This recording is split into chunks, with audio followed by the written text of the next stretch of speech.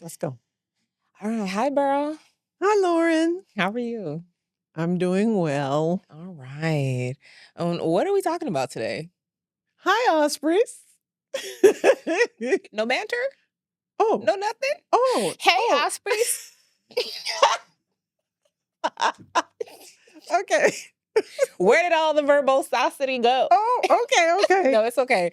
Okay, what are we talking about? What's happening in instruction? What am I doing? What am I doing? Andy's gonna have a trouble with and that, episode people, 10. is a lesson. And sometimes, you just gotta go with the flow. I don't know. I don't know. I'm old. What can I say? Okay. Hey, I didn't say it. I did. You got my questions and you don't want to guess. I got a recommendations and that I can suggest. Yes, this library questions are a part of request. Here's Beryl and Laura with instruction request.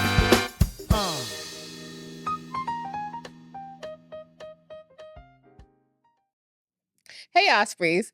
My name is Lauren Odom, and I am the Instruction Librarian. And I'm Beryl White-Bing. I'm the Virtual Learning Librarian. And welcome to Instruction Requests, where we talk about common research questions, helpful resources, and immersive technology in the Thomas G. Carpenter Library. All right. Okay. Okay. So today we're going to be talking about some of our news resources. Yes. Some news databases, some cool news VR. Not just news resources, but news subscriptions that you can sign up for. Absolutely. Absolutely.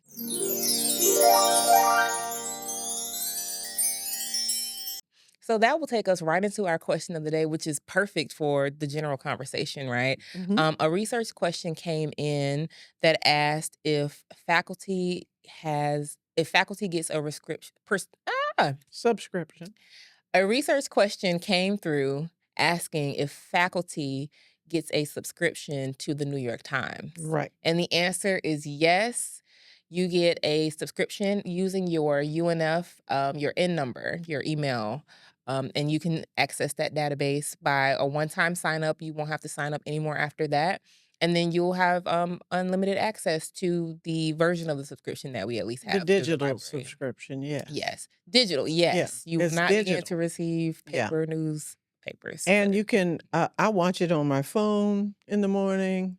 You have access to several parts of it. There's a couple of other parts that you don't, but the majority of the New York Times subscription you get. You can also sign up for newsletters that'll come straight to your email. Very nice. News flashes, that type of thing for the New York Times. Oh yeah, and those emails are coming through. Mm-hmm. They definitely are coming through like daily. You have to kind of manage that subscription. Right. So what's happening in instruction? What's happening in instruction? I think we're fully into librarian open office hours. Look for them on the calendar. And we will be dropping in as pop-up library instruction should be starting soon. Yes. That's also on the calendar. So just be looking out for that. Yes, please keep an eye out. All things that are going on will be available on the calendar. So librarian office hours, you can see which librarians are available on which days and times. And by clicking on that link, the Zoom access will be available right there. You can simply drop in and ask any question or try to get some support.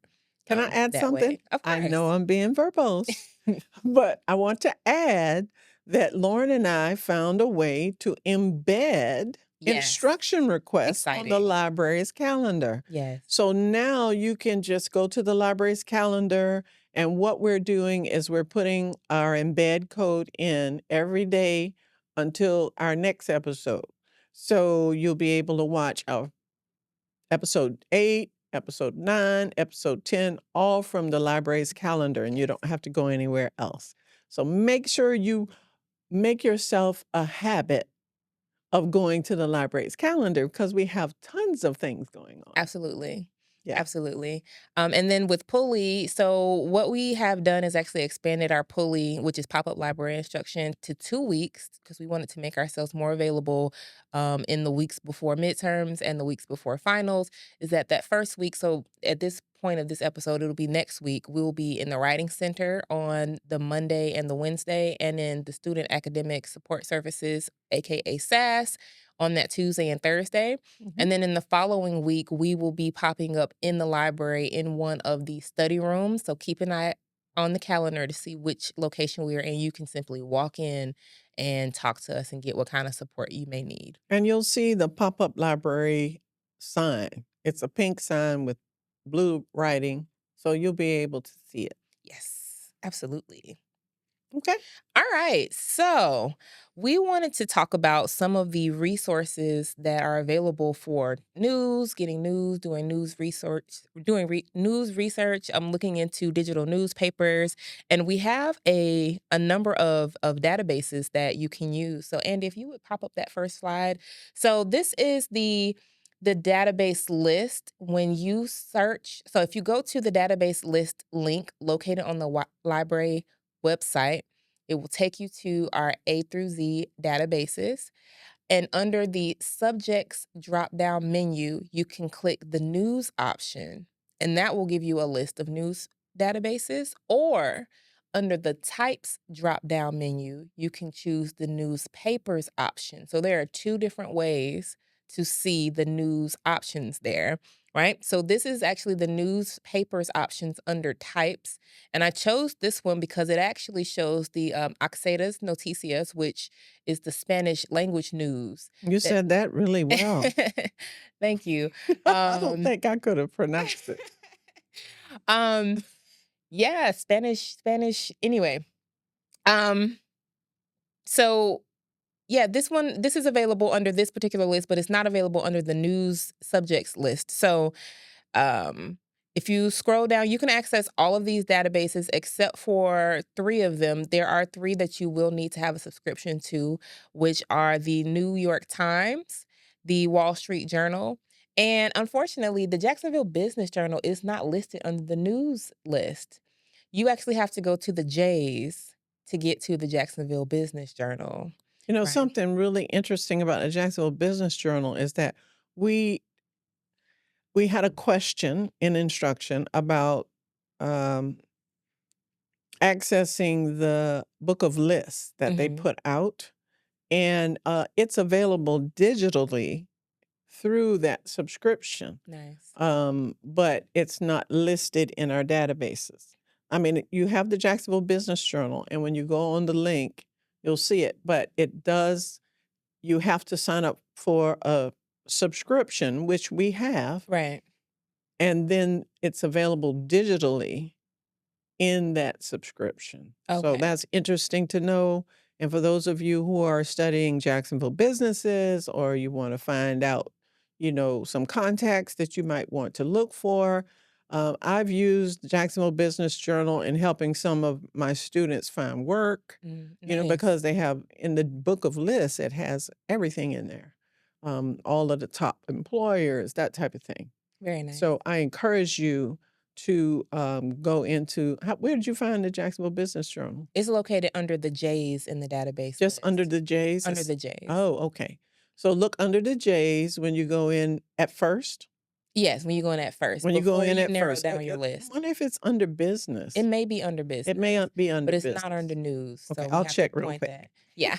And I do want to point out that on occasion you may have an issue with the subscription. Maybe you're not able to actually get into the platform, or it comes up with like a limited number of options. Please reach out to the library immediately and let us know so that we can make sure that you are able to access all of the resources that are available. And another thing that I wanted to point out on this particular screen is in that right-hand column, the list of our new and our trial databases. So every so often, this list will be changing, and we do get databases that we are able to test for a certain period of time before we are able to make a decision whether or not we will go ahead and purchase a full subscription to that database. And so we need you, our faculty and our students, to use these trial databases because the analytics from the usage is what's going to determine whether or not they are purchased. So if you find them helpful, you find them useful, please be using these. Please encourage your students to use these. Students, encourage your fellow classmates to use them. And so the database of the day that I want to highlight is actually from this list, and that is the Florida Times Union Historical and Current Collection, right? And this is within the Newsbank family of databases, which we have a number of. The Acceitas Noticias is actually Say it again. Say it again, Lauren. Acceitas Noticias. Go ahead. Spanish is my second language. That was my minor back in undergrad. Was it? But you don't use it, you lose it, unfortunately. But it comes right back. Yeah. So and so here you can actually kind of go through the historical archives of Florida news. So please make use of this particular database, and we're hoping to add this to our family of news resources. Oh, and I did check. Jacksonville Business Journal is listed under business. It's listed under business. Okay. Wonderful. But it would be, I mean, when you first go into the database, you can get to it by just clicking on the J's. But if you are looking at business resources, you'll be able to find it. Wonderful. Thank you. Mhm.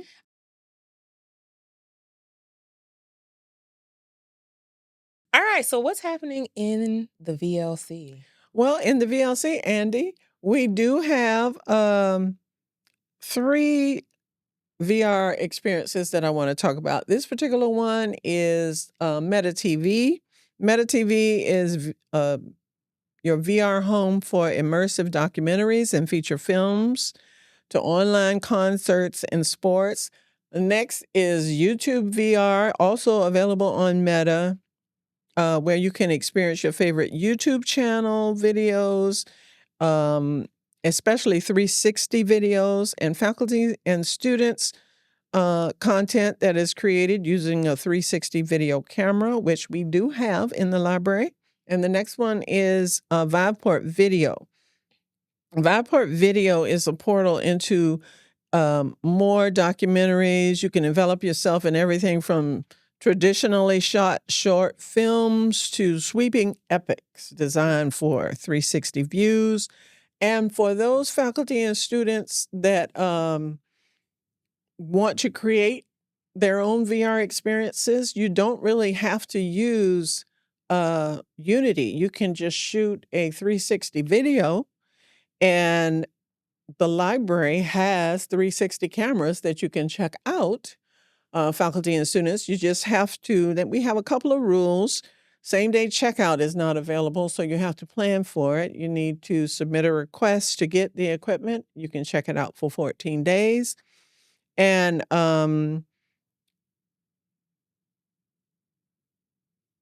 they're GoPros, I think. Aren't they GoPros? I think they're GoPros. Let me see. Yes, they are GoPros. So we do have GoPros for faculty and students to check out. Mm-hmm. Also for faculty, the Digital Humanities Institute, of which I am a member of the Media Lab Committee, has 360 cameras that you can check out. And all you do, if you have your 360 video, is upload it to YouTube. Mm-hmm. And then it's accessible through YouTube VR. So to see the audiovisual equipment that you can borrow at the library, 'cause I mentioned this in one of my, I had a film and media class. Oh, did you? On Wednesday. I had 3 back-to-back classes, Yeah. actually. On the library main page, under the resources tab, Mhm. it says audiovisual equipment, I think Right, checkout. And right. so there's like a library guide, and it has pictures of the GoPros and Yes. like the stands and all of the different accessories that you can check out. You can borrow them. And Right. And if you have 360 videos and you want them uploaded to YouTube, you just create a YouTube account and upload them. And then you can bring your class to the library. They can get on the MetaQuest 2s and view the videos in VR and be exactly where you were. So that's amazing. faculty during spring break, if you're planning to take a trip and go to a place that you might be studying in your class, whether it be a cemetery you're studying or a dig for anthropology or just studying a place, or if you go to a place and you want to show your students where you've been, then check out a GoPro from either DHI or the library and take it with you and film while you're there. Bring it back, upload it to YouTube, and boom, come to the VLC. Book a VR instruction request. Yes. Fill out a VLC instruction request. Yes. And then come to the VLC, bring your class to the VLC, and we'll be able to show your videos. And then you can be our next VR champion. Yes. Now, our next VR champion,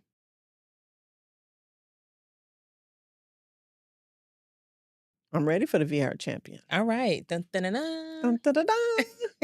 Our VR champion this episode is Dr. Kailan Sindelar. All right. Dr. Kailan Sindelar is a assistant professor of English, and she is very much into VR. So without further ado, Dr. Sindelar. Good morning. Good morning. I'm currently here talking to our latest Library VR champion, Dr. Kailan Sindelar. Dr. Sindelar, can you introduce yourself? Hi, yeah, thanks for having me here. So like you said, I'm Dr. Sindelar. I'm an assistant professor in the English department here at the University of North Florida. And I focus mostly on environmental communication and augmented reality and virtual reality. Okay, Dr. Sindelar, I know you have created several experiences, one of which we have here in the VLC, Wetlands Walk. And I would like for you to tell our listeners or our viewers how you became interested in using immersive technology. Yeah, so it's a good question. I would say I'd have to go back to when I was still a PhD student. And when I entered my PhD program at Clemson University, I knew that I wanted to focus on emerging technology and environmental communication, but I wasn't sure exactly what that meant. And that's, really kind of the point of that part of your career is that you're supposed to be exploring. So I was looking into a lot of different technology, and then eventually I put on a VR headset for the first time. And I was really moved by the affect, that immersive feeling of really feeling like I was there. And I know it sounds cheesy and cliche, but it was moving in a way that other media hadn't moved me. And I was really just kind of hooked from that moment on about how we were using, this like large royal we, how different developers and companies and nonprofits were using this sort of very, very strong affect to communicate about the environment. And I'm still thinking about that. Oh, very good. How have you used augmented reality and VR or VR at UNF in your work? I know you've done Wetlands Walk VR, which is what we have here in the VLC. We have it stored on all of the MetaQuest 2s that have been loaned to us from the Digital Humanities Institute. But tell me some other ways that you have used augmented reality and virtual reality here at UNF. Yeah. So here at UNF, like you said, the Wetland Walks VR was my most recent VR project, and that's probably my favorite project that I've worked on. But since you already talked about that a little bit, I'll speak more to the augmented reality. So I've worked with grad students, and we did user experience research to see how people were engaging and responding to this other AR app called Safari Central. It's a little bit older now, but it's actually one of the apps that I wrote about in my dissertation. And I was not able to do user experience research for my dissertation because of the pandemic. So it was this nice follow-up project that I started here.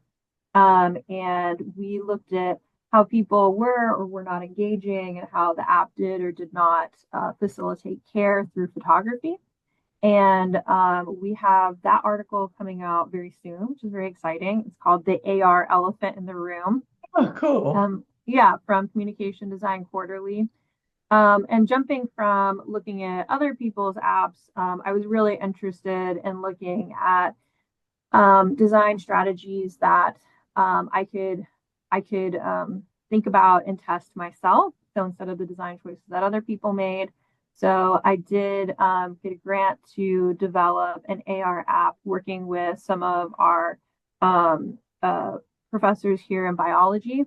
So one of them is an ecologist, Scott Jones, who I've worked with for the VR project as well, Wetland Walks. And then I also worked with a couple of other biologists who focus on alligators and dolphins, which is really fun. Dr. Rosenblatt and Dr. Quincy Adams. And so I worked with them to figure out what was really important for people to know about these animals and how saltwater intrusion was or is affecting them or how it might be affecting them, and communicate that with a public audience here. So some of the design strategies I wanted to really look at was matching what we were learning about to the AR that you're seeing. It sounds kind of obvious, but a lot of AR apps don't do that. They'll show you something that's really simple, and then the text will go into detail about something else. So making sure that those closely matched and seeing if users responded to that differently. And then another design strategy I wanted to look at was this kind of, I call it RPG style dialogue, where you could learn about this information through enthusiasm or skepticism, but you kind of got to develop your own character, so to speak, that reflected your own opinions. And because this is information that people might come into the app with biases with, I thought that was very important. So we did user experience research with that recently. And I'm actually going through the data with one of my co-PIs now. So Oh, in that's progress. awesome. Yeah. That's very awesome. I was just talking to my supervisor about designing some experiential learning opportunities through the VLC. So if you have any ideas like that, please send them my way. That Okay, where we will can do. design some type of activity for, experiential learning for our students here at University of North Florida. Okay, Yeah. now, what are your future plans for AR and VR in your research and instruction here at UNF? I mean, you Yeah. So talked this is about a it a great. little bit, but that's what you're doing. But what do you have any big plans in the future? Yeah, so it's a great question. So the AR app, I would like to develop a more robust version of this and design or a further test design strategies and like a version 2. And I would like to get a grant to get a another developer and graphic designer. I would say what I made was very prototype level, and I would like to, build something a little bit more robust that we could then test at a larger scale as well. So kind of building on that. And then for VR projects, I'm actually working with water stories, which maybe you're talking to other people who are working on water stories, but we are in the process of working on a VR cemetery tour. We haven't started gathering um, any pictures for it yet, but we are hoping to do that soon. And one of the things that's kind of like building from the previous VR project, Wetland Walks, was really kind of like how do we manage negative feelings when we're learning about negative information? So if we're talking about saltwater intrusion in our local rivers, this is something that might make users feel really bad as they're feeling like they're in this place and they feel a lot of care for it.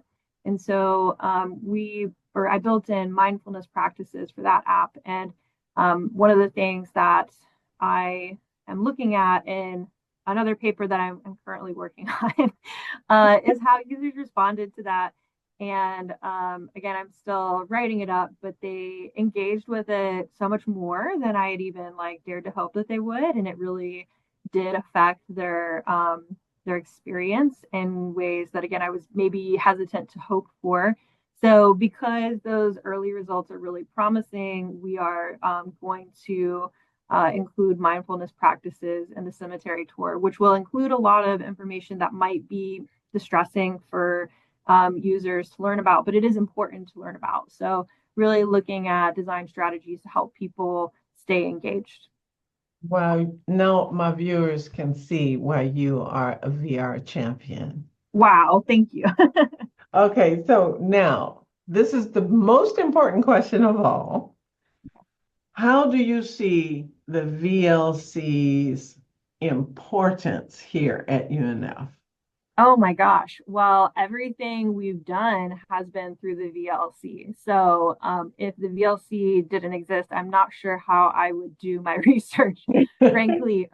So all of our user experience testing has been through the VLC. All of the equipment that we've used to make our apps has been through the VLC.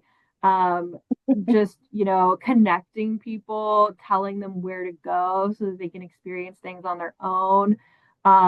So literally just like integral to everything that we're doing here on the research side, as well as connecting it to our students and a public audience too, because it's open to the public.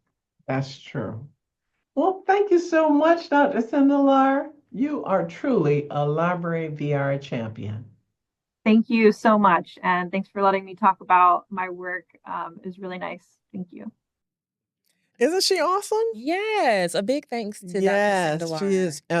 Not only did her research she has done in the VLC, but she also used to help me with the VR club. I was going to mention she was the inspiration, and she had the idea of having those XR talks that we did a couple of semesters ago. Nice. Where we had like 4 of them, professors who were doing their VR research. They came over to the VLC, and we offered some XR talks. So I value Dr. Sindelar quite a bit because between her and Kevin, they are really doing marvelous things in VR. All right. Well, shout out to So she is a VR champion.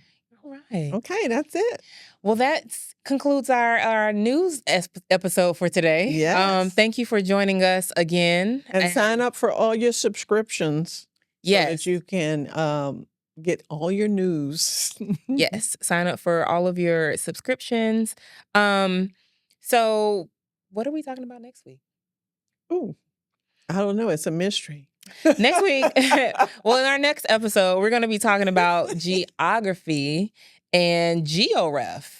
Oh, okay. Resources. Yes, So and I that's have exciting. my VR champion for that episode. Yes, how exciting. Yeah. I love that we have VR champions that are crossing the board of like subject, Yes. right? That across there's the no board. limit to No, the subject matter that you can access through that's true. virtual reality. This is the Yeah. future. That's the way of the future. So, again, thank you for joining us. Remember that as a student, you can always book a research consultation, or faculty. Faculty can book That's true. research consultations, or you can always book an instruction request. Thank you.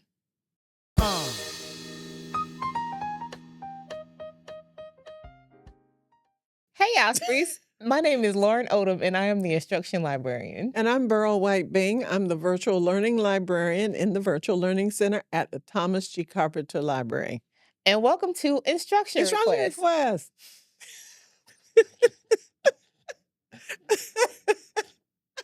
She can't help it. I'm sorry. Oh, gosh. Let's do it again.